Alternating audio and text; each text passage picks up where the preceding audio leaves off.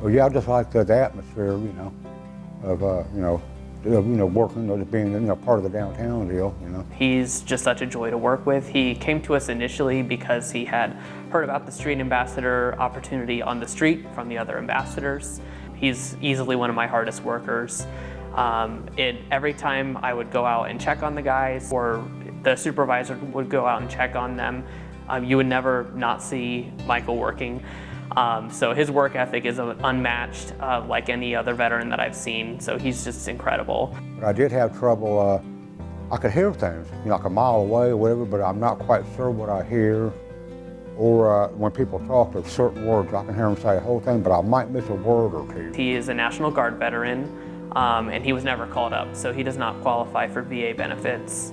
So that was a huge challenge. Also, as ambassadors, because it's a 10-week program, they don't have health insurance through this program. So he didn't have VA health insurance, and he doesn't have employer-based health insurance. So we're like, okay, well, what do? We can't just waltz in and go get a hearing aid, right? So I reached out to Lucy, our healthcare navigator. She provided me some resources. One of the resources was Miracle Ear. He visited the Miracle Ear Center. The staff was like, you might qualify for this gift of sound program that we have, which I had no idea existed. Again, all by coincidence. And he was approved for it. He applied, was approved.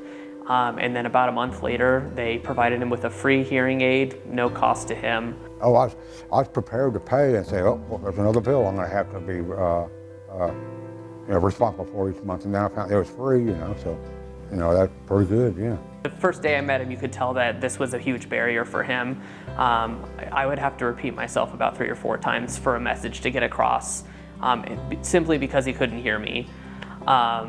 As far as, this is an obstacle that almost completely prevents you from being in the workforce, right? If you cannot hear what your coworker or what a customer is saying to you, good luck, right? It's not gonna be an easy time for you.